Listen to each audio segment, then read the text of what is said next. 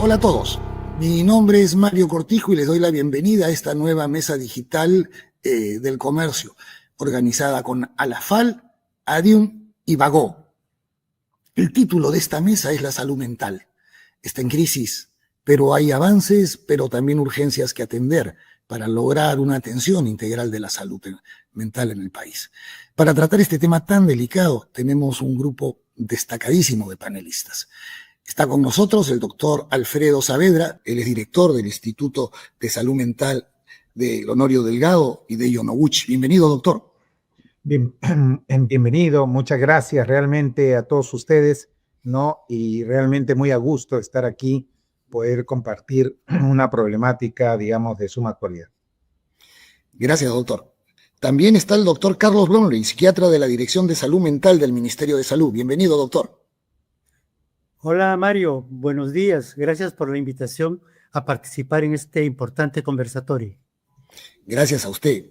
La doctora Carmen Macías, directora ejecutiva de CEDRO, también está con nosotros. Doctora, qué gusto tenerla aquí.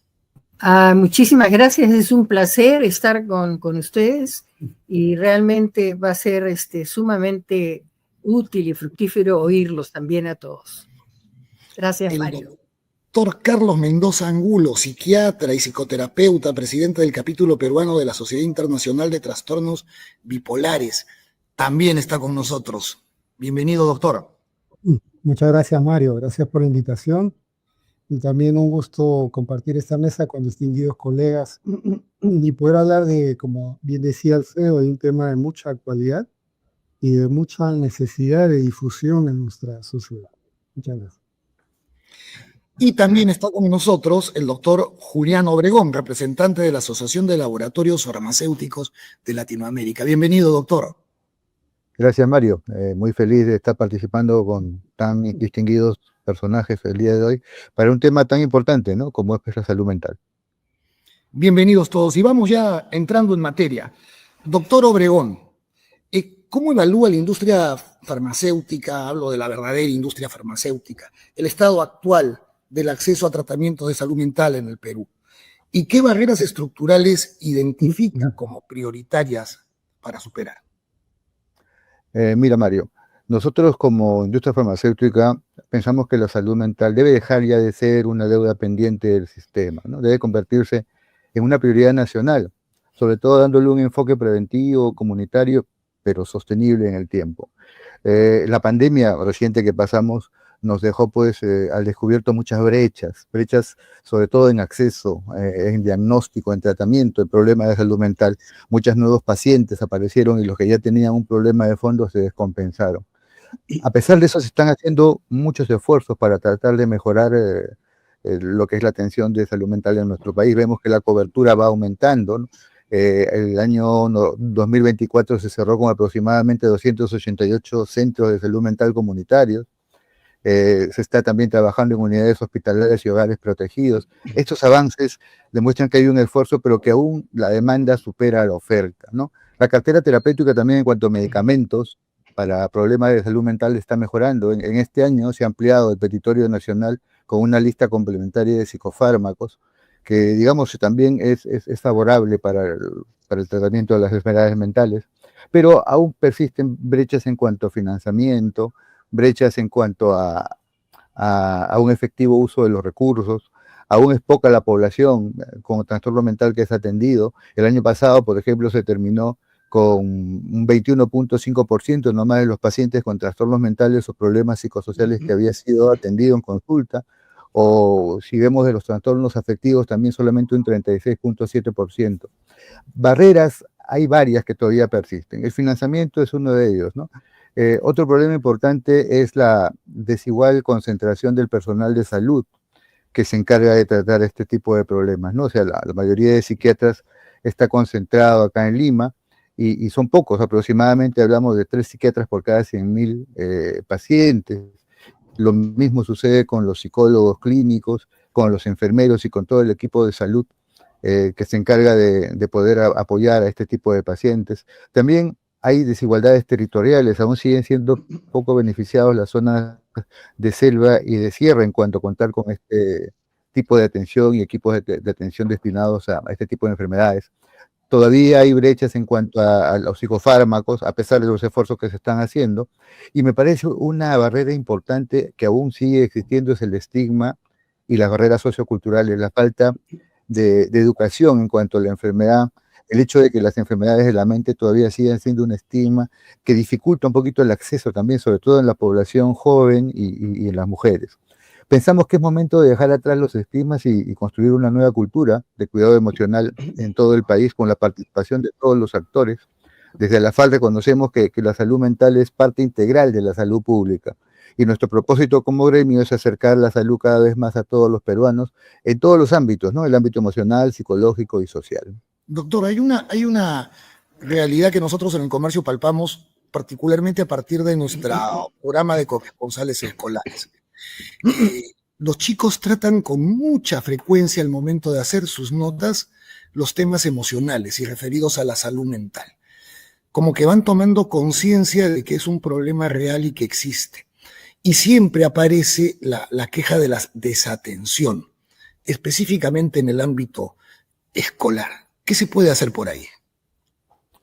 Bueno, mire, eso es algo que, digamos, a esta época le llaman la época de la melancolía, ¿no?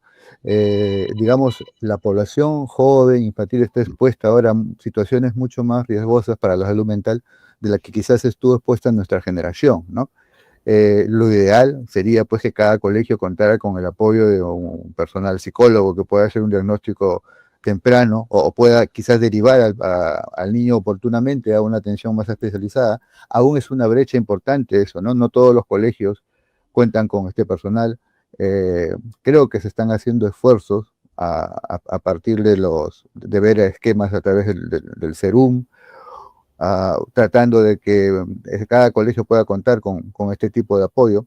Ahora, nosotros desde la industria se pueden hacer alianzas estratégicas, ¿no?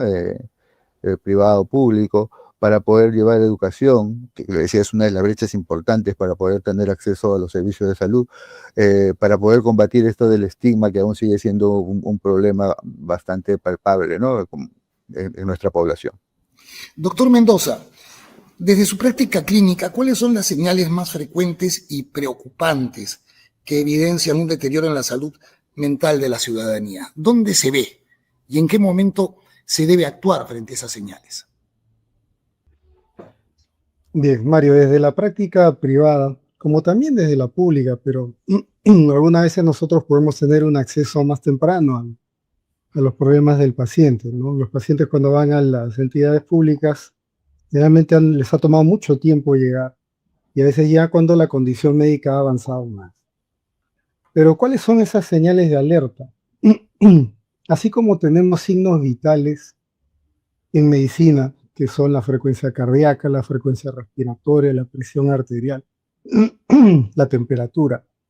También hoy en día se habla de los signos vitales psiquiátricos. Y entre los signos vitales psiquiátricos importantes está, por ejemplo, el interés por las cosas, la capacidad de disfrutar de lo que se hace y disfrutar de aquello de lo que siempre se disfrutó. Por lo tanto, de las primeras señales importantes es la disminución de la capacidad de disfrutar de aquello que normalmente nos proporcionaba deleite, disfrute. Ejemplo, actividades deportivas. Si es que una persona tenía el interés de tener un partido de fútbol, tenis, básquet, de pronto pierde el interés por ello. A esto le llamamos técnicamente anedonia.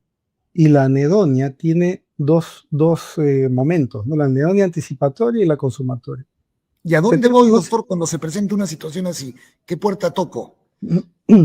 Bueno, lo primero es entender que algo está pasando, ¿no?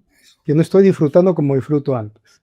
Entonces, uno puede consultar a entidades públicas o también puede consultar a través de medios electrónicos el acceso a algún psiquiatra que pudiese evaluarlo. ¿Por qué? Porque la evaluación que se realiza desde la psiquiatría es una evaluación que está bien entrenada en la detección de problemas de salud mental y puede hacer un diagnóstico diferencial amplio que le permite no solamente pensar en una, dos o tres patologías, sino en una gama de patologías que podrían tener un mismo síntoma. De tal manera que llegando a un diagnóstico preciso, podemos así abordar un tratamiento específico. Otro problema de alarma y de alerta cuando se presenta es una alteración en el sueño. Es otro de los signos vitales psiquiátricos. Si es que una persona empieza a tener un insomnio de conciliación, es decir, demora mucho para dormirse, se despierta a medianoche o despierta más temprano de lo usual, es otro signo de alarma. La disminución de la energía o el aumento de energía, que a veces uno mismo no lo percibe y se podría autopercibir como positivo. Si hay un aumento anormal, excesivo y largo de la energía, también llama la atención, sobre todo a los familiares. La falta de concentración, disminución de la concentración, estar irritable y discutir con las personas con quienes normalmente se llevaba muy bien, ¿no? El problema es que a veces esto se normaliza y se piensa que la vida de hoy, con sus exigencias y el estrés que comporta, implica que uno de pronto se sienta con baja energía, falta de concentración, alteraciones del sueño. Pero no, son manifestaciones claras de que un problema de salud mental se está presentando y recurrir tempranamente a una evaluación psiquiátrica puede hacer que la detección sea precisa y efectiva. Él es así, se dice a veces coloquialmente, ¿no? Está triste, está decaído, ¿no? Ahí hay campanitas a las cuales hay que ponerle atención, ¿verdad? Así es, así es. Pero también él es así, él no era así. El cambio, él no era así. Él no es así. Y a veces cuando ya a estas edades nos reunimos pues con los que estudiamos en el colegio, en la universidad, en otro sitio, o si no, familiares que se ven de un mes a otro, cuando han viajado, ven, ¿qué le pasa? No habla mucho, se aísla, ¿no? Está irritable, o toma alcohol y de pronto cambia de humor muy rápido. Son señales que bien podríamos tenerlas presentes en la vida cotidiana. Muchas gracias. Doctora Carmen, la pandemia, ¿cómo nos ha tocado en el espacio comunitario, en el espacio educativo? Emocionalmente, ¿estamos como antes? ¿En qué nos ha movido la pandemia?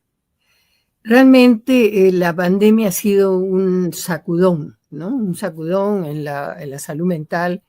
Si pensamos ahora en los 200.000 o más muertos que hubo, no solamente está de duelo las familias de estos fallecidos, muchos médicos, por cierto, sino que está de duelo el país, ¿no? Y siempre cuando hay una muerte se hace un duelo, se cierra, digamos, un círculo. Con la pandemia fue muy difícil por razones que ya conocemos, ¿no? No había cómo realmente atender por la precariedad que tuvimos y la cantidad de gente, digamos, afectada. Así que la pandemia ha sido realmente un sacudón. Y curiosamente, en las investigaciones que se han hecho post pandemia, se pensaba, por ejemplo, que las personas adultas mayores habían sido las más afectadas con depresiones, etc. Y no, lo que se identificó, y no solamente en el Perú, sino en otras partes del mundo, es que los adolescentes y los jóvenes fueron los más afectados, ¿no? Eso nos lleva también a pensar que a pesar de que en la pandemia los jóvenes, los adolescentes eran los que usaban más las redes sociales, eso no bastaba, ¿no? Eso no basta en realidad para poder relacionarse y para poder sentir un, digamos, soporte emocional. Independientemente de la pandemia, yo también quisiera tocar otro tema que en el Perú en este momento nos está abrumando, ¿no? Que es el crimen organizado. Cómo, por ejemplo, pretender que el joven que está en la Amazonía y que puede ser captado por una mafia, trata de personas, narcotráfico, minería ilegal, etcétera, tenga una salud mental equilibrada, tenga esperanzas, tenga, digamos, una visión de vida, de un proyecto de vida, cuando realmente el país está sacudido por la violencia, ¿no? En estos días hemos tenido una huelga de transporte. Dicho sea de paso, el transporte también es apremiante para personas que tienen que trasladarse 2 horas, 4 horas al día de sus domicilios al trabajo y nuevamente a su domicilio, ¿no? Entonces, la salud mental no puede separarse del contexto que vive la persona, ¿no? No podemos pensar que todos los jóvenes son iguales o todas las personas tienen. El doctor Mendoza habló, por ejemplo, de cuestión territorial que me parece totalmente válido y que además agregaría yo la interculturalidad, ¿no? Cómo, por ejemplo, podemos estar frente a lo que está sufriendo o pasando, como digo, un joven en la Amazonía o un joven citadino, ¿no? Que también tiene que trasladarse en micro y que está, digamos, sujeto de cualquier tipo de violencia como la que estamos hoy día viviendo, ¿no? Entonces, salimos del terrorismo y hemos pasado al crimen organizado, que creo que hay que tomarlo sumamente en cuenta porque las víctimas también, o las potenciales víctimas, tienen un estado mental y un estado de salud, digamos, muy especial frente a lo que está sucediendo en el Perú. Entonces tiene que haber una contención, tiene que haber un apoyo no solamente emocional, sino también un apoyo en la seguridad que se le presta a los ciudadanos. No podemos separar una cosa de otra. Gracias. Le preguntaba al doctor Bromley cuáles son los principales avances que se han venido dando en tema de infraestructura, de cobertura en la atención de la salud del sector público. Los principales avances relacionados con la salud mental están directamente vinculados a la implementación, primero desde el año 2012, de la ley 29889, que incorpora el componente de salud mental al componente de salud en general, que antes estaba aislado, invisibilizado, no hacía presencia. Y luego, a partir del año 2019, la ley 3947, que es la ley de salud mental. Esto implica crear nuevos dispositivos de atención a las personas con problemas de salud mental en la comunidad, a través de un modelo de atención comunitario, dejando de lado dos cosas. Primero, la preferencia que habían obtenido los hospitales psiquiátricos y el Instituto Nacional de Salud Mental en la atención de esta población, para comenzar a poner de preferencia la atención en la comunidad. Y segundo, utilizar el modelo de atención comunitaria, que es un modelo biopsicosocial con participación de los determinantes sociales, en reemplazo del antiguo modelo biomédico. Esto nos ha permitido, en cuestiones reales, al momento, implementar 293 centros de salud mental comunitaria a nivel nacional. También nos ha permitido implementar 52 unidades de hospitalización en salud mental y adicciones en los hospitales generales. Esta hospitalización antes se realizaba también fundamentalmente en los hospitales psiquiátricos y en el Instituto Nacional de Salud Mental. Ahora ya se puede hospitalizar de manera breve y excepcional en las unidades de hospitalización de salud mental y adicciones en los hospitales generales. También nos ha permitido implementar los hogares protegidos para la población con problemas de salud mental con insuficiente apoyo familiar y social. Doctor, lo que nos está explicando, permítame, lo que nos está explicando entonces es que se viene formando una ya pirámide para la atención de la salud mental.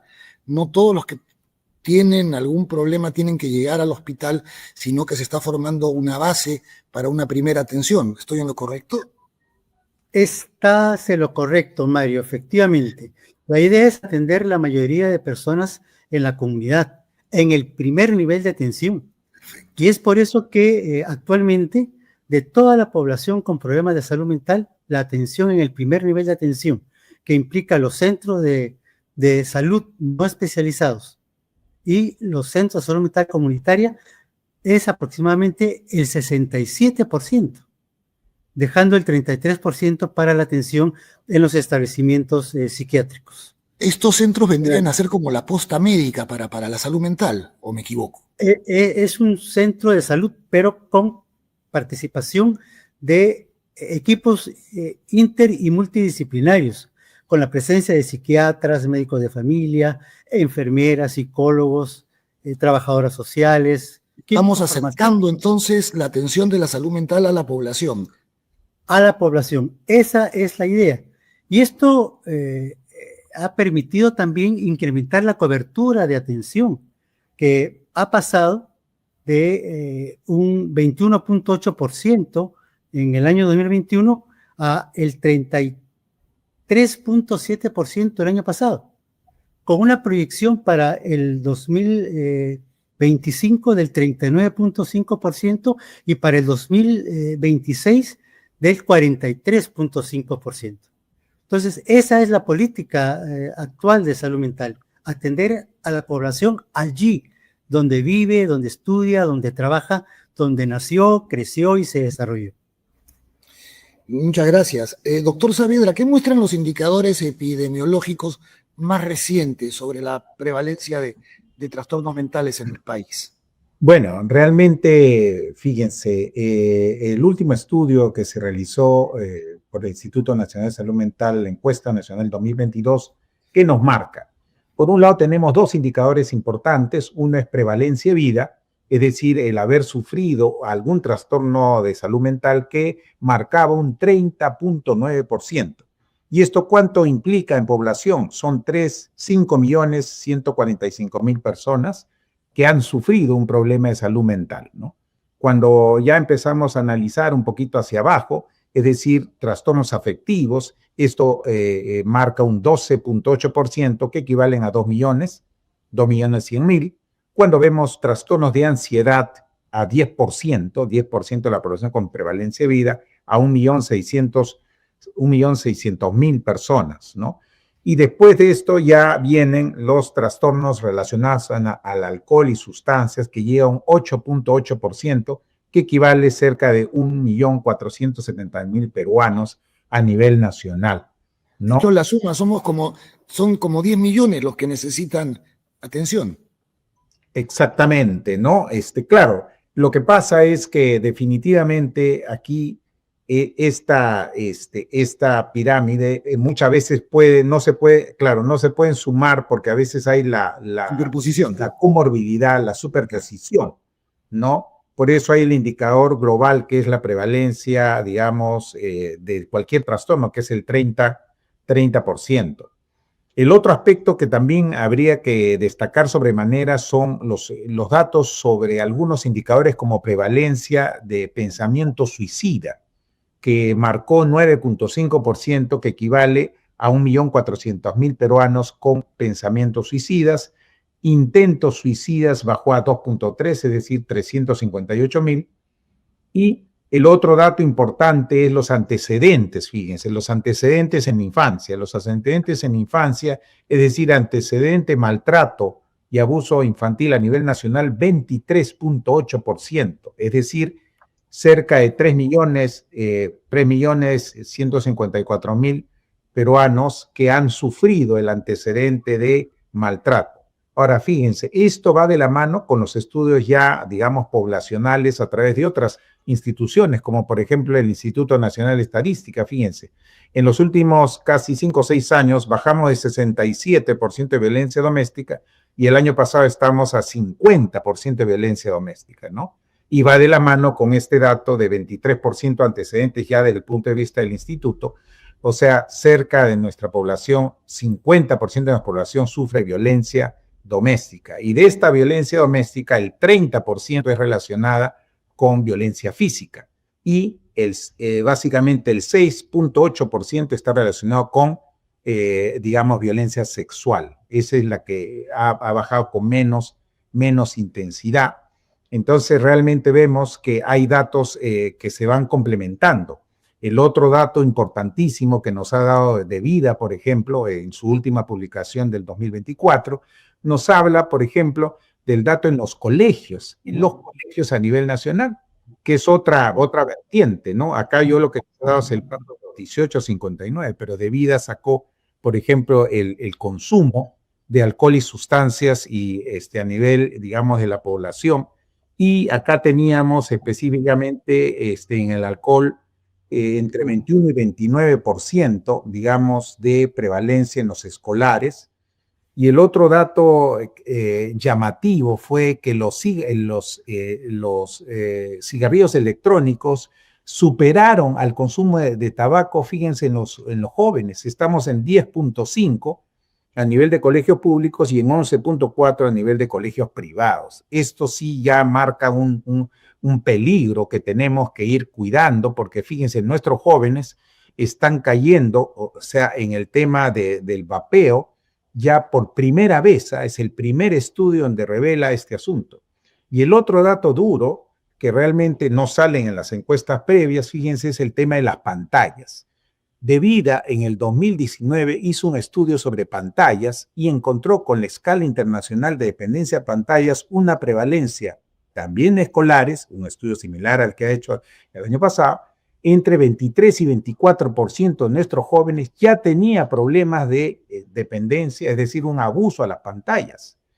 Entonces, esto es antes de pandemia. Yo calculo que probablemente esto estará por encima del 30. En este momento estamos esperando los datos. De Vida dice que tiene algunos datos adicionales, pero ustedes habrán escuchado a nivel de las fuentes, básicamente, especialmente de Europa, ya algunos países en Europa ya determinaron que realmente los jóvenes, especialmente, están quitando a los jóvenes hasta los 12, 13 años el uso de las pantallas, porque esto es un riesgo, porque el joven se queda, digamos, enganchado en las pantallas, digamos, 6, 7, 8 horas. Eso ya es un peligro y realmente esperemos nosotros, así me interesaría también hacer una mesa con todo el grupo que estamos aquí, básicamente como para ver cómo podemos defender a nuestros jóvenes de un Doctor, problema.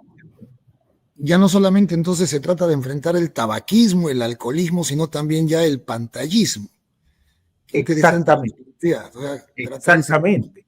En profundidad. Exactamente. Y es un problema grave porque realmente, fíjense, claro, mi hija está tranquila y no hace problemas, pero está pues tranquila, pegada a un agujero negro del cual no lo podemos controlar. Entonces, evidentemente, se está generando un deshumanismo y una alteración seria en la comunicación entre las generaciones producto de estos elementos, ¿no? Que realmente están haciendo que nuestros jóvenes cada vez empiecen a tener un problema, digamos, de un sobreinvolucramiento. Y lo otro que ya se ha podido ver es que los estudios que han analizado, digamos, esta situación es que estos jóvenes tienen más riesgo de problemas de depresión, ansiedad, problemas emocionales, producto de este asunto, y encima también el problema serio académico, producto del sobreinvolucramiento, ¿no? Muchas gracias, doctor. Doctora Carmen, ¿cómo se puede fortalecer la articulación entre el Estado, la sociedad civil y las organizaciones educativas para que los números que el doctor Saavedra nos acaba de exponer puedan ir directamente hacia la baja o enfrentar los nuevos retos como el pantallismo que acabamos de escuchar? Mario, sí, es muy bueno haber escuchado a Alfredo Saavedra, al doctor Saavedra. Cedro es muy consciente de las investigaciones de Vida porque está participando en estas investigaciones, y realmente una de las cosas más preocupantes es el inicio cada vez más temprano en drogas, sobre todo legales, sobre todo alcohol y también marihuana, ¿no? Entonces, si antes el joven o el adolescente se iniciaba a los 16 años o a los 17 años, ahora en los últimos estudios epidemiológicos de escolares, que como digo ha participado Cedro, nuestra institución, se ve que se inician a los 13 años. Entonces eso realmente es para tener todo un plan preventivo, ¿no? Quisiera también tomar lo que Alfredo acaba de mencionar sobre el enganche en la pantalla. Finlandia, que es uno de los países con mejores educación del mundo, con mejores planes educativos, ha prohibido que los niños en toda la primaria usen pantallas, ¿no?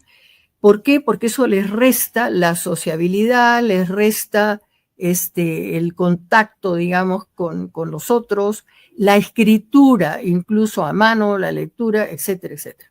UNESCO, que parece ser el ente rector de la inteligencia artificial, plantea como norma que la inteligencia artificial no se tenga en toda la primaria, sino que a partir de la secundaria los adolescentes la puedan usar.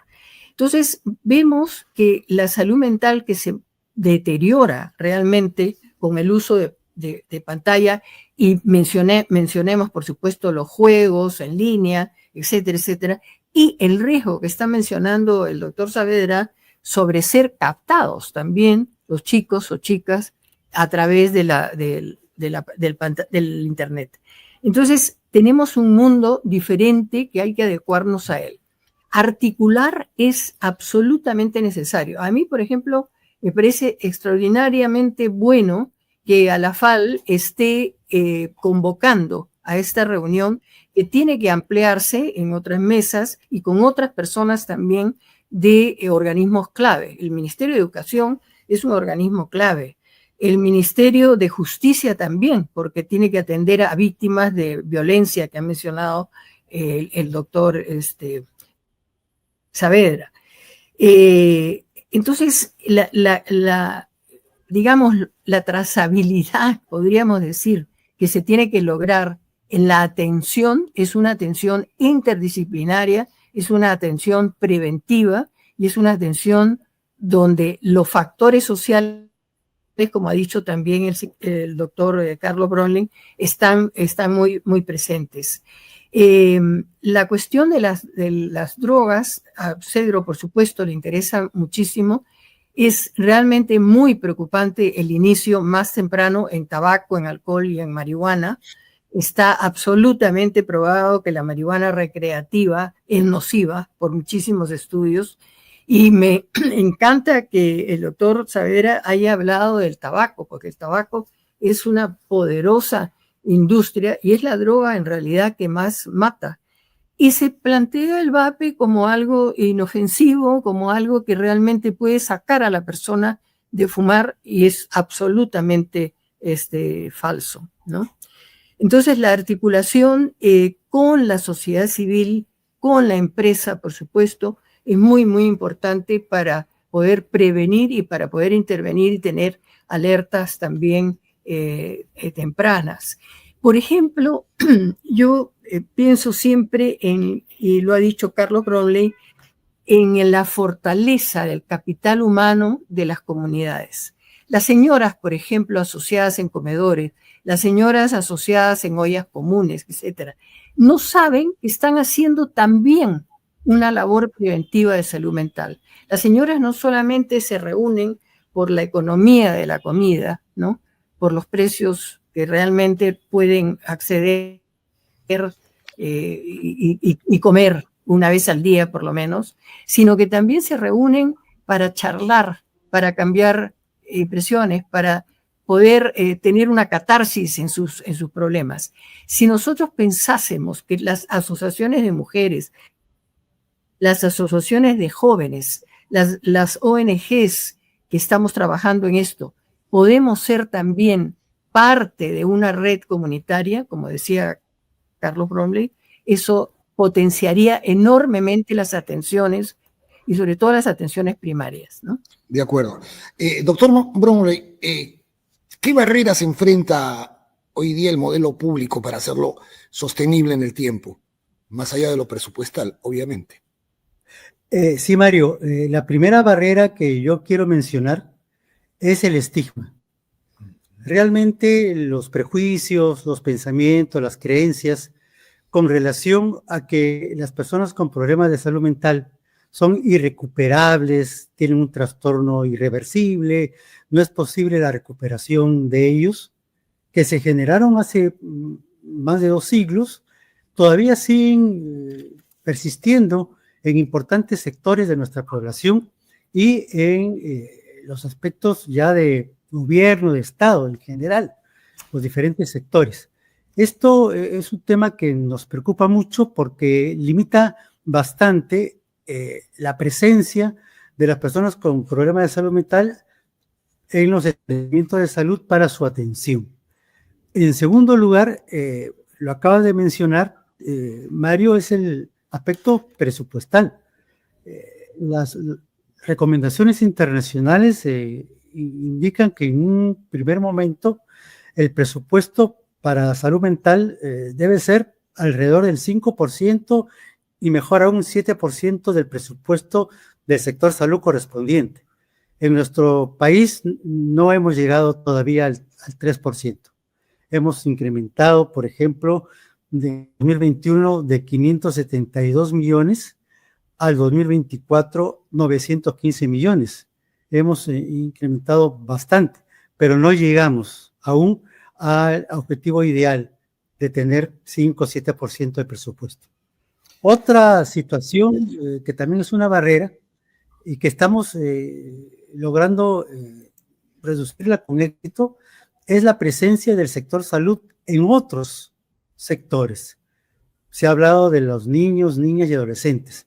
Pues nosotros hemos implementado el plan de salud mental en tu colegio ya, a partir de la ley 31627, que incorpora ya profesionales de salud para la promoción y la prevención de problemas de salud mental en las instituciones educativas. Actualmente ahí hay 350 instituciones educativas con psicólogos serumistas realizando esta actividad. Aquí el reto es que el propio sector educación tenga un presupuesto para contratar más profesionales de salud mental en los colegios, sobre todo profesionales de psicología. Y dentro de este contexto también, incluido el estigma, el presupuesto, las diferentes etapas de vida, encontramos un problema bastante serio que ha venido siendo desatendido, y es la presencia del suicidio en nuestra sociedad. El suicidio se incrementa y abarca inclusive ahora a niños y adolescentes y últimamente a la población universitaria.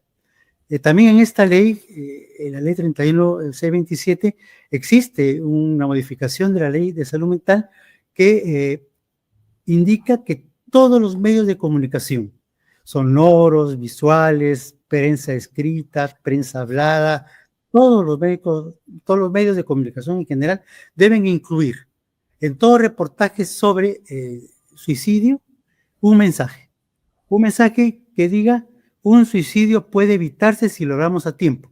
Si necesitas consejo, orientación o ayuda, llama gratis al 113 opción 5. Aquí estamos para ayudarte. Esto es básico porque nos va a permitir visibilizar mejor el problema y que la población encuentre que hay una línea en la que... ¿Cuál es el número, doctor? Por favor, lo repite. La línea es 113 opción 5. Es una línea 113 opción 5. Perfecto, vale la pena. Es una línea gratuita que atiende profesionales de psicología las 24 horas del día, los 365 días del año, donde uno puede llamar y recibir orientación, consejería e inclusive referencias para que puedan ser atendidos en algún establecimiento de salud del Ministerio de Salud. Entonces, estos son los estigmas, las barreras. Hay que incrementar la oferta de servicios de salud, el presupuesto, reducir el estigma y entrar a trabajar con otros sectores, como lo estamos haciendo con el Ministerio de Educación. También estamos incluyendo ahora trabajo con el Ministerio de Trabajo para ver salud mental en los espacios de trabajo de toda la población, el Ministerio de la Mujer y Poblaciones Vulnerables y el Ministerio del Interior en el tema del barrio seguro. Perfecto. Muchas gracias, doctor. Doctor Obregón, la industria farmacéutica, ¿cómo puede contribuir a una política pública de salud mental sólida, inclusiva, con enfoque comunitario, territorial? Bueno, Mario, justo estamos viendo esta reunión en la que estamos todos acá presentes. Es un mecanismo importante en donde estamos todos, digamos, de acuerdo en que el manejo de la salud mental en nuestro país es un problema que tiene que afrontarse de manera multisectorial, ¿no? Entonces, el que todos estemos evidenciando esto me parece muy importante. Como dijo la doctora Macías, sería bueno que este tipo de reuniones se replicaran con otros participantes, con otros sectores que también se vayan involucrando. A mí me parece que la industria farmacéutica se puede convertir en un actor estratégico, ¿no? Sobre todo trabajando en tres grandes ámbitos. Por ejemplo, la generación de evidencia y fortalecimiento de capacidades técnicas. Ahí la industria farmacéutica puede apoyar en investigación epidemiológica, por ejemplo, estudios de adherencia terapéutica, para evaluar resultados de tratamiento en entornos comunitarios, y aquí puede haber alianza con universidades, inclusive con institutos de salud mental. La transferencia de conocimiento y formación continua. Estamos viendo que no tenemos muchos psiquiatras, pero quizás podemos trabajar con médicos no psiquiatras, en capacitarlos en cómo realizar un diagnóstico temprano, en farmacoterapia racional, con el apoyo también de la industria farmacéutica. Y uno de los ámbitos en donde la industria farmacéutica ha desarrollado bastante es en el fortalecimiento de farmacovigilancia y el uso racional de los medicamentos. Ahí podríamos colaborar en brindar los datos por post-comercialización de los productos, y quizás promover alianzas también para poder realizar un reporte activo de los efectos adversos a nivel de estos centros de salud mental comunitarios, hospitales. Esto va a crear más confianza en la población. Otro eje importante es la sostenibilidad en el acceso y disponibilidad de tratamientos. Y aquí, sí, como gremio, los laboratorios éticos estamos comprometidos a la producción, distribución responsable de medicamentos psiquiátricos seguros, eficaces y con respaldo científico. También otro eje importante es el trabajo intersectorial, y aquí desde la FAL promovemos campañas de sensibilización, de educación que visibilicen los signos, pues, de alerta, y que motiven al paciente a pedir ayuda de manera oportuna. Combatir el estigma, estamos viendo que es una tarea cultural, pero también es una tarea de estrategia de salud pública. Debemos trabajar todos juntos a nivel multisectorial para fortalecer una ciudadanía que esté informada, que sea empática con los problemas de salud y que estén comprometidos con el bienestar colectivo. Muchas gracias, doctor. Doctor Saavedra, ¿qué capacidades institucionales deberían de reforzarse en el primer nivel de atención para garantizar que todo lo que propone el Estado funcione? Bueno, fíjense, como bien lo decía el doctor Brownlee, acá, digamos, lo fundamental es ampliar, digamos, son dos niveles, ¿no? El nivel de atención primaria, ¿no? Que es el que debe ser el prioritario, como bien el doctor nos ha referido, de que el 67% es, digamos, atendido por centros de salud mental, pero hay un 33% por segundo y tercer nivel. ¿Y esto por qué? Porque ya ahora la red sí está funcionando. ¿Qué significa esto? Que realmente nosotros, especialmente los niveles 3, por ejemplo, el Arco Herrera, Valdizán, el Instituto, reciben realmente pacientes complicados solamente, de tal manera que el primero y segundo nivel atienden pacientes de una capa más simple. Nosotros, por lo general, nuestro estilo de pacientes son 3, 4, 5, 6 diagnósticos, no problemáticas de vida desde la infancia, traumas complejos en áreas de niños, adultos mayores, en área de adicciones.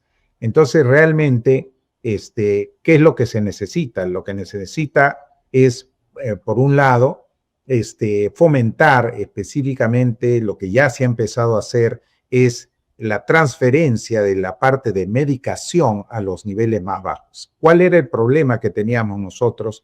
Que teníamos un embalse de pacientes porque no había medicamentos, digamos, en los niveles más bajos, cosa que ya se ha empezado a implementar, los famosos medicamentos no penumes, que implican psicotrópicos de última generación.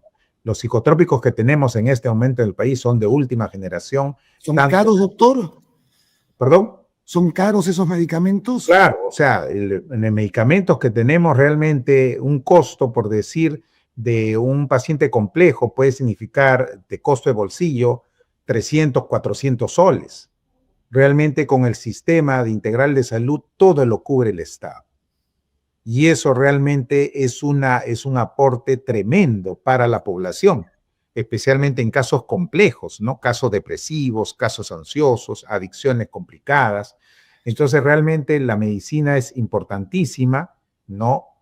Aparte, claro, está de la intervención especializada psicosocial, psicoterapéutica, específicamente, que tiene que apoyar, ¿no? Entonces, realmente ahí, este aspecto, digamos, de poder implementar y poder nosotros desembalsar a los pacientes que tenemos, va a ayudar muchísimo, muchísimo. Amén, claro está, de la incorporación de nuevas tecnologías. Ya están saliendo nuevas tecnologías, por ejemplo, en salud mental, como la estimulación magnética transcranial, los programas de ketamina, que son básicamente para casos refractarios, la realidad virtual, que realmente lo que sí estamos tratando a través de los niveles 3-2, sacar IOAres para poder obtener en estos niveles esas terapias de última generación que todavía no las disponemos. Estas terapias, como le digo, están todavía a nivel privado, especialmente el TSM, que es la estimulación magnética craneal, que se aplica para casos refractarios en depresión, en ansiedad, en psicosis y en varios cuadros, inclusive para cuadros de dolor también, ¿no? De tal manera de que necesitamos reforzar, por ejemplo, esa parte. A nosotros sí nos ayudaría muchísimo, ¿no? Y estamos nosotros probablemente para el próximo año viendo, digamos, a través de los IORs, que son procedimientos para implementar o pedir, digamos, este tipo de incorporaciones en salud mental que ya son de última generación y que sí van a aportar un plus, digamos, en el armamentismo, digamos, de las patologías médicas crónicas.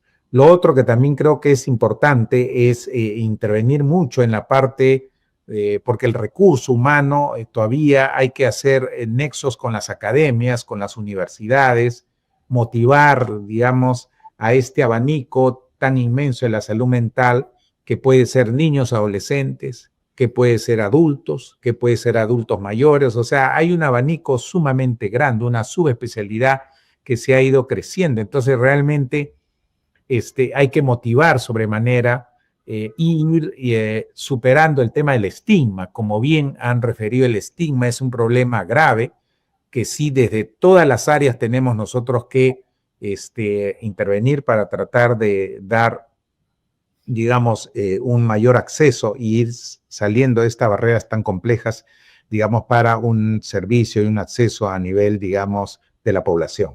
Gracias, doctor. Doctor Mendoza, hemos estado hablando de la necesidad de superar el estigma referido a la salud mental.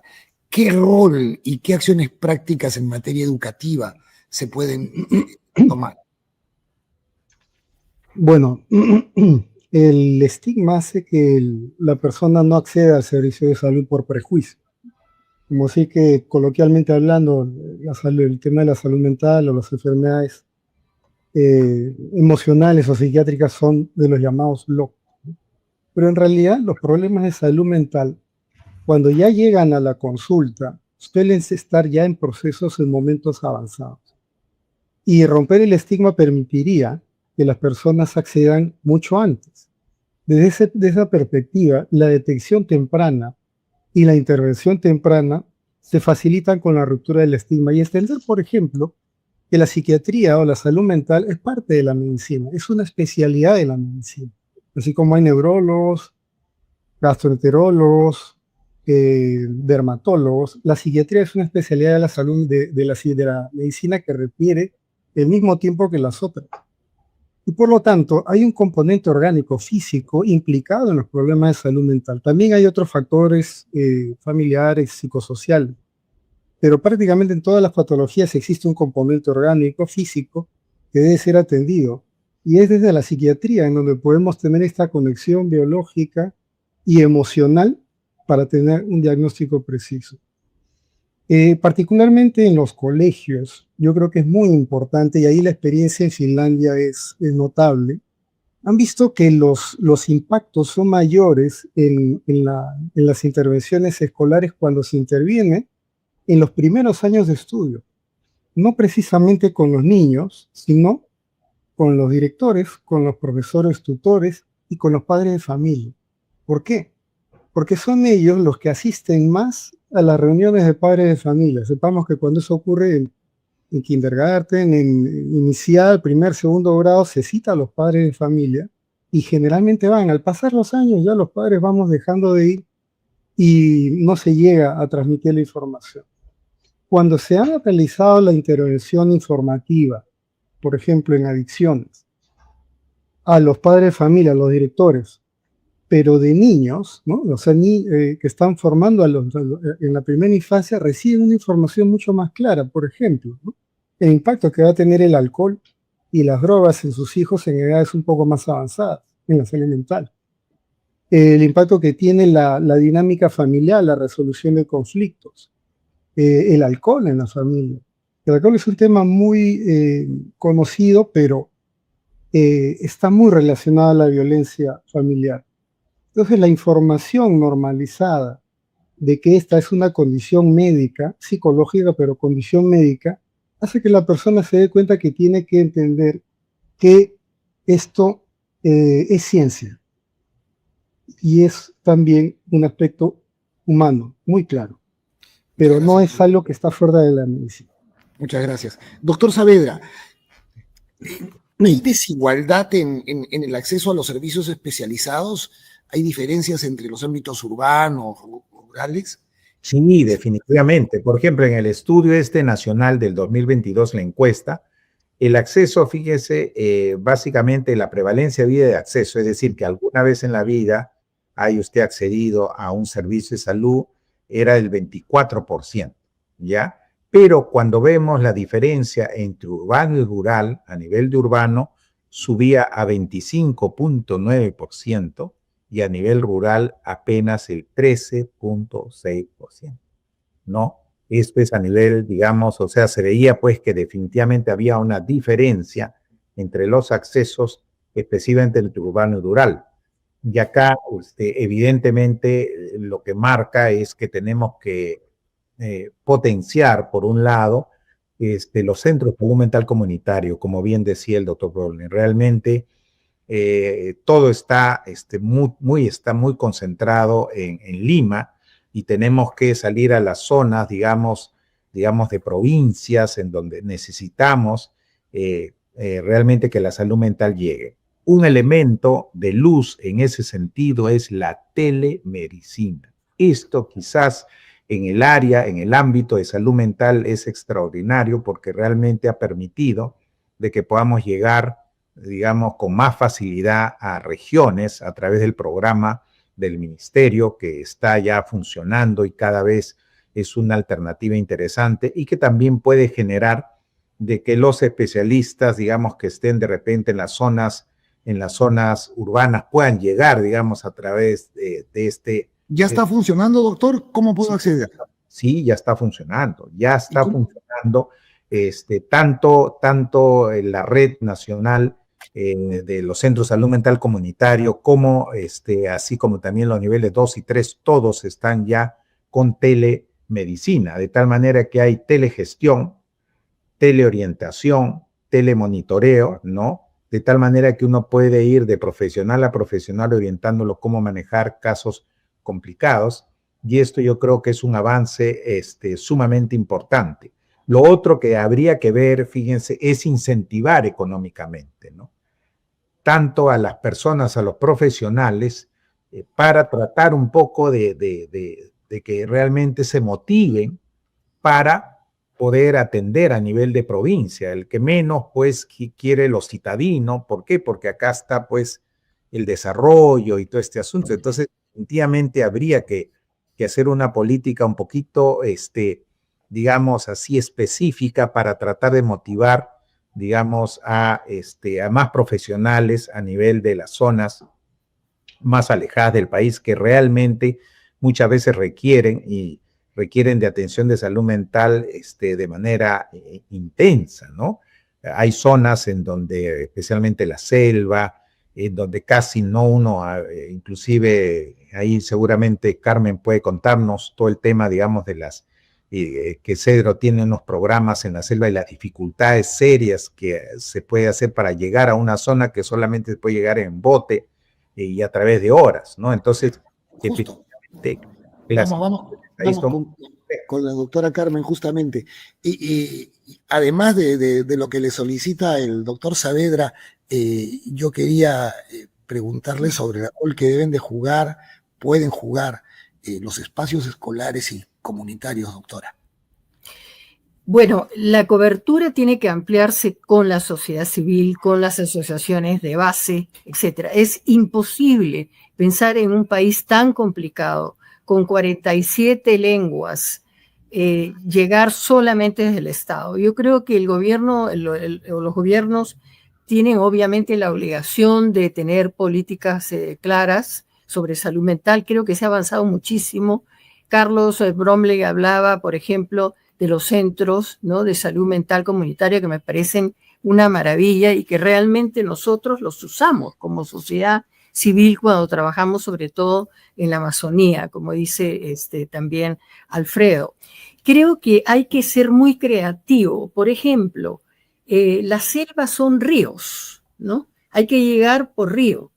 Pero también, por ejemplo, el uso de drones, más allá de la telemedicina, que es sumamente importante y coincido totalmente, el uso de drones, por ejemplo, entrenando a jóvenes, que lo hemos hecho como Cedro y con la empresa, para poder llevar, por ejemplo, suero antiofídico, que hace una diferencia entre la vida y la muerte, si alguien ha sido mordido por una serpiente, es parte de una innovación y de una creatividad que tenemos que tener.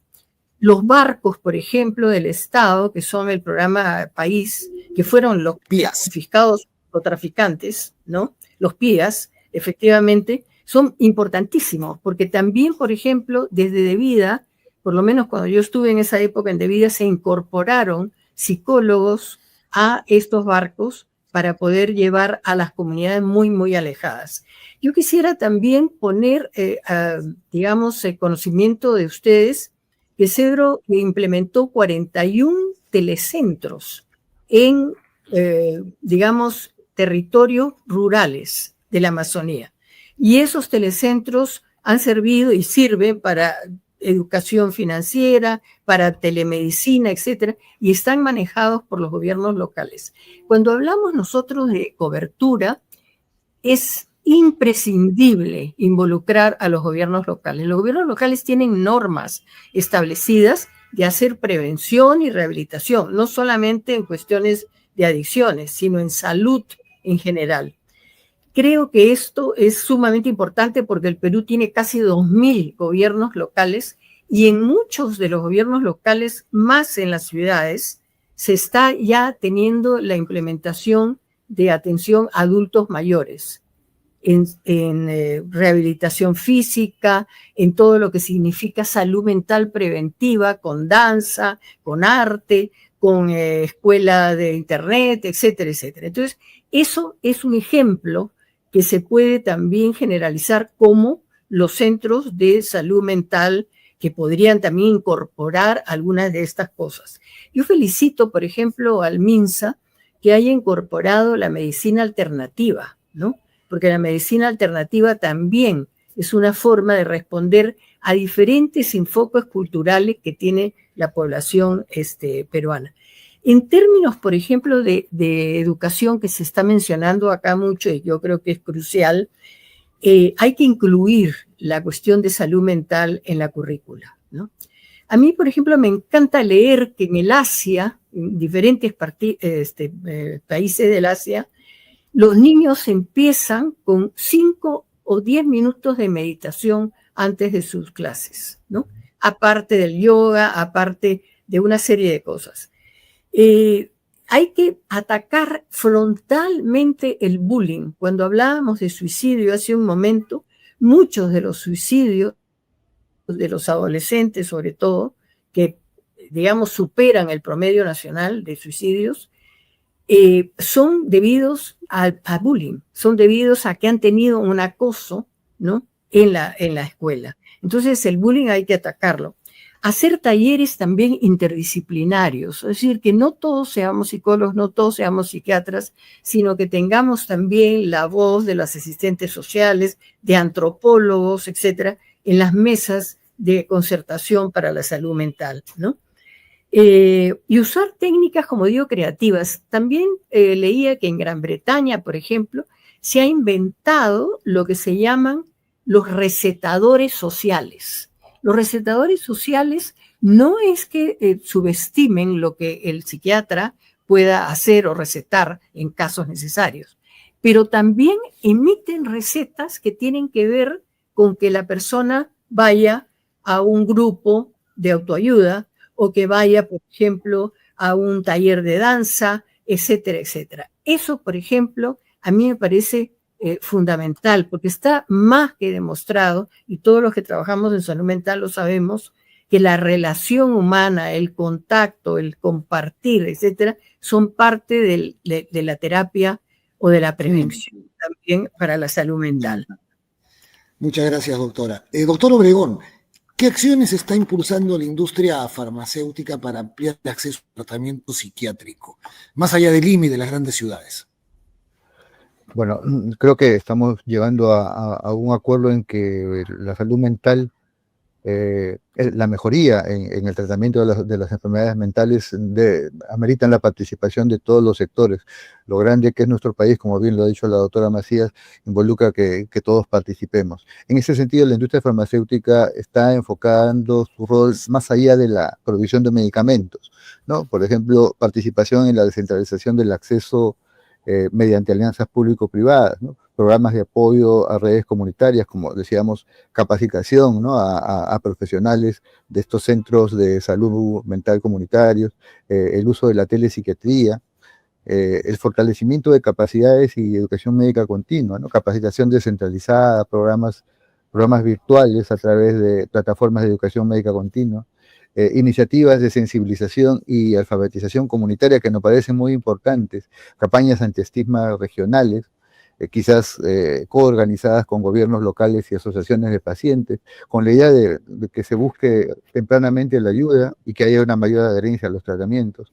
Y lógicamente participar también en investigaciones que permitan obtener datos territoriales a través de estudios colaborativos, estudios de prevalencia, ¿no? De patrones de tratamiento cuyos resultados puedan servir para tomar y priorizar intervenciones, ¿no? Muchas gracias. Doctor Blomley, ¿y qué medidas están implementando del Ministerio para garantizar la cobertura más equitativa y sostenida, especialmente en poblaciones vulnerables? Sí, Mario. Lo fundamental para mejorar la cobertura, además de trabajar con relación al estigma, es el incremento de la oferta de servicios de salud. Eso nos queda clarísimo. Y es por eso la implementación de los centros de salud mental comunitaria. En este momento tenemos 293, pero más interesante es aún cómo están distribuidos a nivel nacional. Hemos considerado la territorialidad a partir de tener un centro de salud mental comunitaria por cada 50,000 habitantes, con especial atención a zonas pobres, a zonas en donde la población está muy carente de necesidades básicas. Hablamos de los determinantes sociales. Y por ejemplo, en zonas como Apurímac, el cálculo es tener 9 centros de salud mental comunitaria, ya tenemos 8. En sitios como Ucayali, el cálculo es tener 13, ya llevamos 6. En sitios como Puno, el cálculo es tener 23, ya llevamos 15. En sitios como Loreto, donde ha sido muy difícil implementar los centros, la idea es tener 21, ya tenemos 9. Y de la misma manera, hay centros de salud mental comunitaria en todas las regiones del país, sin descuidar la población vulnerable. También hay unidades de hospitalización en salud mental y adicciones en todos estos lugares, en todas las regiones. Hogares protegidos también. Tenemos 94 hogares protegidos, 52 unidades de hospitalización. Y tenemos 11 equipos móviles que se desplazan de diferentes formas para atender a la población dispersa. Es fundamental en algunos lugares del país en donde hay poca población en un sitio, y poca población en otro sitio, pero con mucha distancia entre ellas. Ahí no vamos a poder poner un centro de salud mental comunitaria. Esas personas van y son atendidas por el equipo profesional móvil que existe. Otro tema importante en relación a esto está referido al acceso de los medicamentos, que el Seguro Integral de Salud los cubre en su totalidad. Hace pocos años teníamos un solo recurso estratégico, un solo medicamento, que era un medicamento antipsicótico de depósito. Con el tiempo hemos ido incrementando poco a poco la cantidad de productos y ahora tenemos 25 productos a los cuales la población tiene acceso de manera gratuita, sin gasto de bolsillo, porque son financiados por el SIS. Acá tenemos antipsicóticos, tenemos antidepresivos, ansiolíticos, estabilizadores del estado de ánimo, etc. Ese es otro paso que también hemos comprendido. Eso es necesario. Muy importante, doctor. Vamos entrando a la última etapa de esta conversación tan interesante. Y sigo con usted, doctor Brownlee.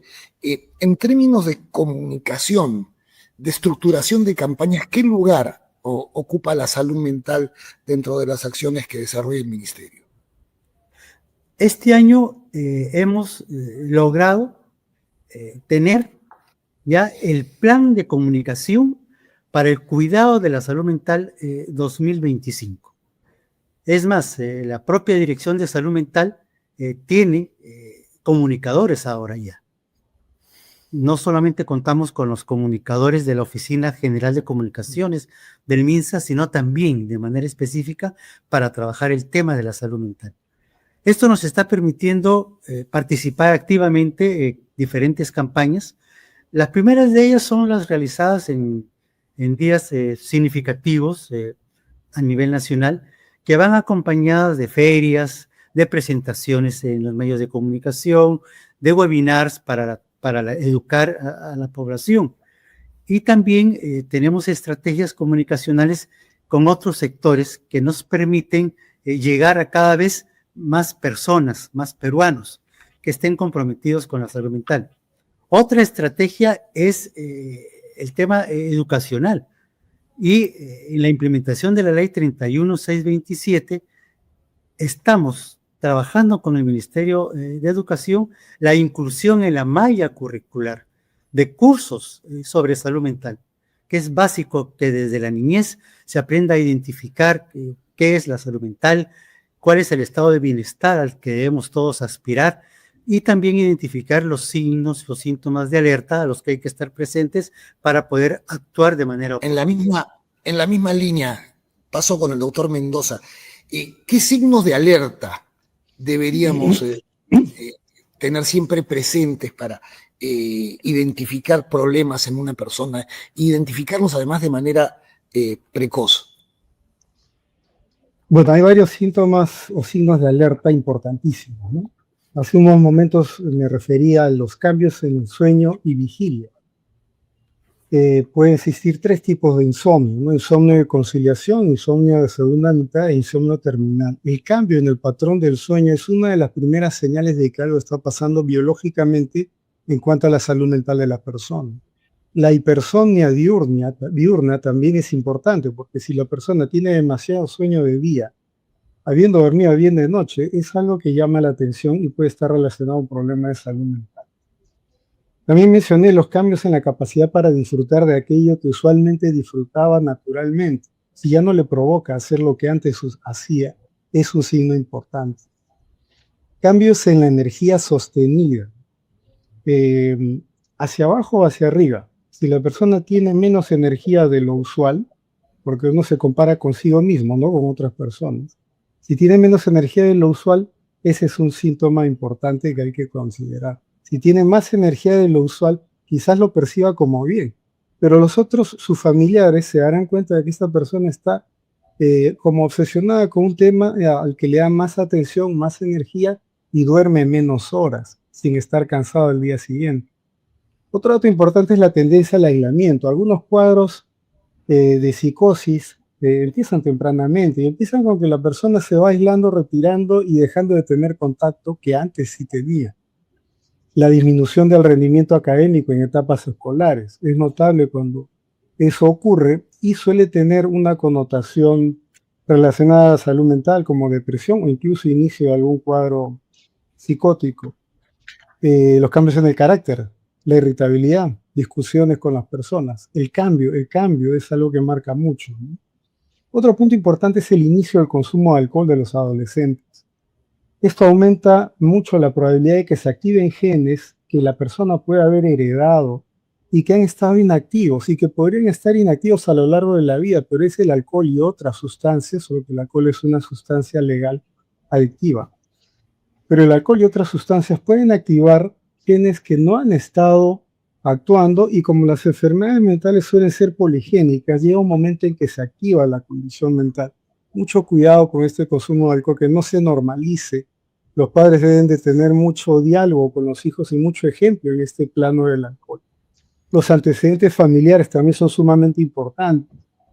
Si en la familia han habido personas que han tenido depresiones, intentos de suicidio, comportamientos en excesos, ¿no? De alcohol, riesgos, accidentes, porque hay patologías mentales en la familia que no han sido diagnosticadas, pero sí hay comportamientos extraños, raros en algunos familiares.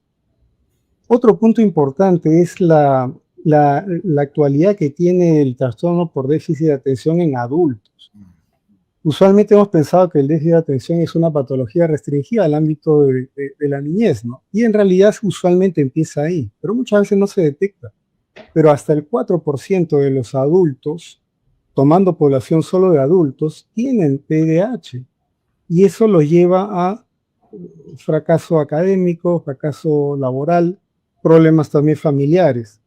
Y no llegar a lo que podrían alcanzar si es que tuviesen pues una restitución. Desde esta perspectiva, los tratamientos en salud mental son sumamente efectivos.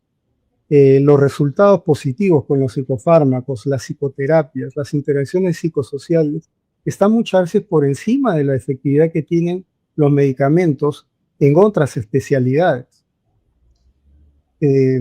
La actividad física es un punto importante también para poder estar muy avanzado en la salud mental. Pero tal vez sea mi intervención, por eso quiero mencionar algo que en la práctica privada se conoce ya poco. Desde el año 2021 se tiene el Plan Esencial de Aseguramiento en Salud.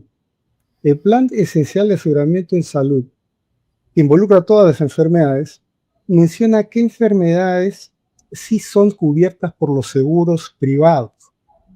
Y en ellos, desde el 2021, ya se han introducido más de 150 diagnósticos psiquiátricos,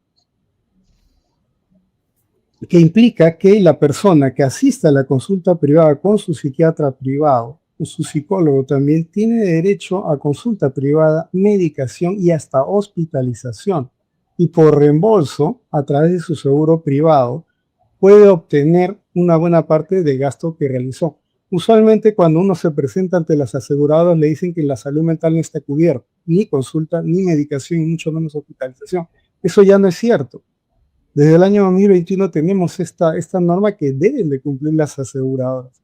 Y lo que tiene que hacer el médico es ver que el diagnóstico que se coloca y que está dentro de toda esta cantidad de diagnósticos que tiene este plan esencial de aseguramiento, tenga la clave adecuada de la clasificación internacional de enfermedades 10, del CIE 10. Con eso, y además presentando el tratamiento sustentado por una guía especializada que puede ser internacional pero actualizada, el seguro privado tiene que reembolsarle al paciente el gasto que ha realizado. Está interesante lo que dice, doctor. Muchas personas ignoran esto. Creo que ahí hay un aporte muy, muy significativo para la atención precisamente de la salud mental. Dentro de las recomendaciones que hacía usted, yo me quedo con una que dijo y que la tomo para mi propia experiencia. Cuando alguien dice, él no era así, hay que abrir los ojos grandes. Él no era así. voy con el doctor Saavedra. Por favor, en experiencias preventivas exitosas que se han identificado en el primer nivel de atención, ¿cuáles podrían ser emblemáticas para replicarse en regiones? Bueno, fíjense, ahí realmente vamos nuevamente al ministerio y específicamente a los programas que ya existen, ¿no? En el ministerio, por ejemplo, los programas todos son de base de evidencia. ¿Qué programas se han desarrollado? Tenemos el programa para el espectro autista, ¿no? Que es sustentado en las guías, digamos, de práctica clínica para el espectro autista. Como ustedes saben, el espectro autista es 1 cada 100 niños según la OMS y hasta el 2023, las estadísticas casualmente saben, habían 77.678 casos atendidos, digamos, de los cuales 79% eran varones y 21 mujeres. Bueno, estos programas todos tienen como base, digamos, resoluciones ministeriales y programas todos con base de evidencia y con la naturaleza, como bien hablaba el doctor Brownlee, son multidisciplinarios, ¿no? Tenemos también el programa de demencia, que casualmente recién se ha hecho un nexo específicamente el 15 de mayo de este año, la doctora Yuli Caballero, que como ustedes saben es nuestra líder en la parte de los programas, específicamente nacional, y ha sido premiada en ese sentido, pues tienen la alianza con la Asociación Internacional de Enfermedades de Alzheimer y la Asociación Peruana de Enfermedades de Alzheimer, de tal manera de que para fortalecer los programas de atención en el adulto mayor, que ustedes saben que se nos viene la ola gris, porque el cambio poblacional en nuestro país ha ido creciendo de tal manera que el grupo poblacional del adulto mayor está avanzando.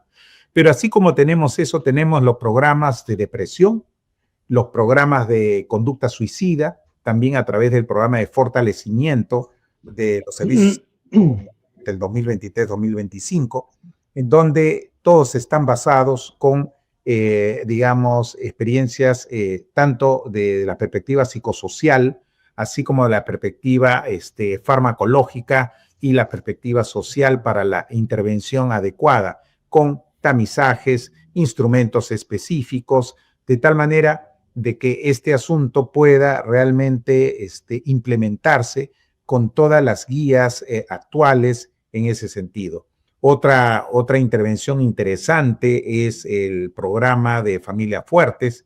El programa de Familias Fuertes, un programa que ya tiene más de 10 años, ¿no? Que ya está siendo implementado especialmente para adolescentes de 10 a 14 años, que realmente vino del programa de Iowa de Estados Unidos y que después se tradujo, se implementó, se adaptó y realmente ha ido teniendo muy buena fuerza para como programa preventivo a nivel, digamos, de atención primaria, de tal manera de que realmente este es un programa también muy bueno, y yo creo que más allá de los periodos debemos fortalecer sobremanera lo que ya otro grupo ha ido trabajando y no hacer raza tabla, como a veces pasa que viene un gobierno y realmente todo se queda en el aire, ¿no? Realmente acá tenemos que fortalecer programas así de esta naturaleza, que realmente son programas específicos. El otro programa también de base intersectorial es el programa de violencia,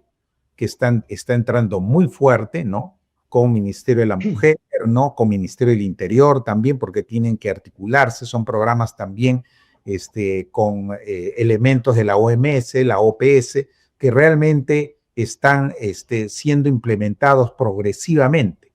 El otro programa es el programa de psicosis de primer inicio. Psicosis de primer inicio es un programa también de ministerio que realmente se está implementando a nivel de la red, con la finalidad de que realmente aquella persona que empiece el primer episodio, pues hayan intervenciones lo más completas posibles, porque esto va a marcar el inicio, digamos, de un que puede variar y que puede dirigirse a depresión recurrente, o puede dirigirse a manía, o puede dirigirse a crónica, ¿no? Y que en la medida que nosotros podamos intervenir lo más pronto posible, y esa es otra idea fuerza, es que mientras más rápido nosotros intervengamos en un episodio que recién inicia, mejor pronóstico va a ser hacia adelante, ¿no?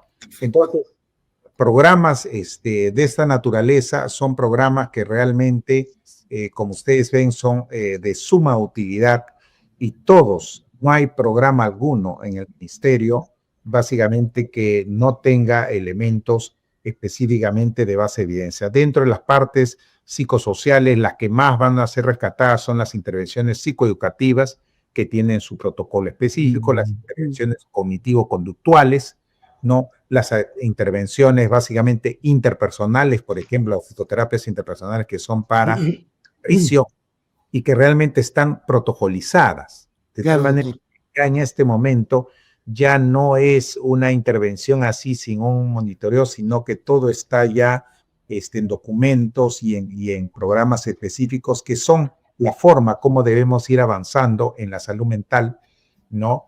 De tal manera ya las situaciones de medición cada vez son más claras. Muchas gracias. Doctora Macías, ¿cómo podemos consolidar una cultura de cuidado emocional para los niños, para los jóvenes, a partir también de la familia? Esa es la pregunta del millón, ¿no? Porque podemos hacer muchas cosas en la escuela, podemos hacer muchas cosas en la comunidad, pero si, digamos, tenemos hogares punitivos, castigadores, violentos, ¿no? En la pandemia, por ejemplo, se incrementó lo que podemos llamar el enemigo en casa, porque se incrementaron las violaciones, ¿no? Y los abusos sexuales en el propio hogar. Entonces, cuando hablamos de familia, estamos hablando de diferentes tipos de familia y también de familias disfuncionales, de familias patológicas. Eso hay que tenerlo muy, muy en cuenta, ¿no? Eso no quiere decir no trabajar con la familia. En un país, además, donde el 33% de los hogares están jefaturados por una mujer, ¿no? Que además es víctima de violencia, ¿no? Pero obviamente hay que considerar todo el espectro, ¿no? La sensibilización yo creo que se debe hacer a través de la sociedad también civil, no solamente las entidades del gobierno, y ir quitando el estigma, teniendo un lenguaje más afectivo, quizás menos técnico, quizás menos solemne desde los profesionales, para poder acercarse a los grupos que realmente pueden ser agentes multiplicadores y pueden ser sumamente sabios, ¿no? Sobre todo me estoy refiriendo a la prevención y a la alerta temprana. Yo diría que con las familias hay que enfatizar mucho el enfoque afectivo. Hay pautas de crianza tremendas todavía, terribles, en el territorio nacional, ¿no? Enfocarse también en el desarrollo espiritual, no necesariamente religioso. Por ejemplo, lo que está haciendo Juan Diego Flores con Sinfonía del Perú, que cada día se multiplica y cada día tiene más presencia, sobre todo también en la Amazonía, ¿no? En lugares muy alejados. Está logrando realmente milagros, entre comillas, ¿no? Está logrando que los padres de familia también tengan cambios en su crianza, en sus pautas, que los niños y niñas que son, por lo general, de entornos muy vulnerables, puedan tener una mejor autoestima, identidad, etc. Entonces hay que multiplicar ese tipo de cosas en la relación entre, han mencionado ustedes las asociaciones público-privadas, me parece excelente, pero generalmente las asociaciones público-privadas son infraestructura, cuestiones de tipo material. Hacer, por ejemplo, una asociación público-privada, por ejemplo, con Alafal, ¿no? En el tema de salud mental, ¿no? Algo que es inmaterial, posiblemente visto desde el enfoque de las asociaciones público-privadas, sería realmente un logro, ¿no? Y desarrollar programas especiales para jóvenes. Alfredo Saavedra ha mencionado también la necesidad de los adultos mayores, lo cual me parece muy bien, pero los jóvenes son la ventana de oportunidad ahora. Es decir, si no fortalecemos con educación, digamos, con habilidades blandas, con conductas más o menos adecuadas a los jóvenes de hoy, vamos a tener jóvenes improductivos dentro de los años donde las personas de la tercera edad necesitarán, ¿no es cierto?, mucho más atención, y será estos jóvenes de hoy, dentro de 20 años o 30, los que tengan que asumir la producción en el Perú, ¿no? Y además estos jóvenes pueden educar a sus mayores.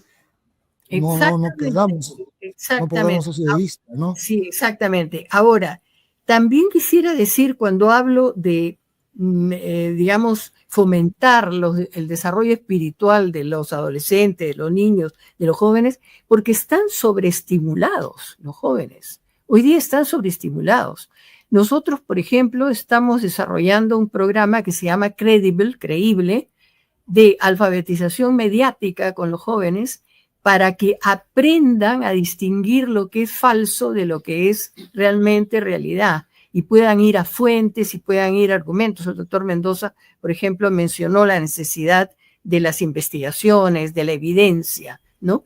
Los jóvenes están tan sobreestimulados y viven tan rápido que realmente tienen también un deterioro en su salud mental, en alguna de esas. Y hacer los programas, ¿sí? Sí, Mario. Y ya para terminar, porque ya el tiempo se nos viene, continúe, por favor. Sí, no, para terminar, los programas integrales que tengan oportunidades ocupacionales para los jóvenes, que enfaticen en habilidades blandas, que enfaticen en espiritualidad, en el darse también al otro y servir al otro. Se ha demostrado que hacer algo por los demás produce una serie de cambios en nuestras enzimas, en nuestras hormonas, ¿no? En nuestra manera de pensar, ¿no? Entonces, quizás romper un poco los esquemas totalmente tradicionales para poder entrar a otro tipo de visión de salud mental. Muchas gracias. Y ya para cerrar, doctor Obregón, tomando pues el reto que la doctora Macías señalaba con respecto a la participación del sector privado y otros actores, ¿no? ¿Cómo afrontar esta corresponsabilidad ante la necesidad de darle prioridad a la atención de la salud mental? No, de hecho que acabamos de ver que hay muchos nichos en materia de salud mental en donde podemos participar todos los actores, ¿no? La corresponsabilidad, me parece, es el paso decisivo para que la salud mental deje de ser un tema médico aislado y se convierta más bien en un compromiso social, cultural y político, pero sostenido en el tiempo. Y la industria farmacéutica, en este sentido, tiene la legitimidad técnica, presencia territorial y capacidad como comunicacional como para poder actuar de catalizador entre el Estado, la academia, los medios y la ciudadanía. Por ejemplo, en lo que es el reconocer que la salud mental es un bien compartido, ¿no? La industria puede contribuir reformulando su narrativa corporativa, ¿no? Pasarle el lenguaje paciente-producto al de persona, comunidad, bienestar. La participación en pactos multisectoriales. Educación y cultura nos parece muy importante, ¿no? Hay que construir una prioridad desde la misma sociedad. La salud mental se vuelve prioridad política cuando también es una prioridad cultural. Ahí es importante corresponsabilidad, convertirla en información, sensibilización y normalización. Campañas conjuntas de alfabetización emocional antiestigma me parecen importantes, y hacer también entornos laborales y educativos en donde la salud mental sea importante, ¿no? Sea algo común. Programas de voluntariado corporativo que permitan a los profesionales del sector poder participar en talleres comunitarios o quizás también en ferias de salud mental. En cuanto a gobernanza compartida, asistencia técnica, la industria puede participar con asistencia técnica, recursos, con cofinanciamiento de programas de formación en gestión y liderazgo en salud mental, a nivel comunitario sobre todo, y con participación con transparencia en consejos consultivos nacionales o regionales. Y bueno, en la industria también tenemos la capacidad de innovación social y tecnología, y a lo mejor esto se puede aprovechar creando herramientas de impacto social, por ejemplo, puede ser plataformas de adherencia y seguimiento digital, telepsiquiatría, recordatorios de tratamiento, redes de apoyo, trabajando tanto con los centros de salud mental comunitarios como con los pacientes rurales. Muchísimas gracias, doctor. Muchísimas gracias a todos los participantes. Terminamos esta mesa digital que estoy seguro ha tratado un tema de palpitante actualidad para muchísimos de nosotros. La salud mental es algo acuciante que tenemos que enfrentar de la mejor manera. De la mejor manera. Estos tiempos que vivimos son difíciles, muy difíciles. Y por ello, colocar los reflectores sobre esta materia es importante. Esta mesa ha sido organizada, como ya saben, por el Diario El Comercio, con la participación de Alafal, Adidium y Bagó.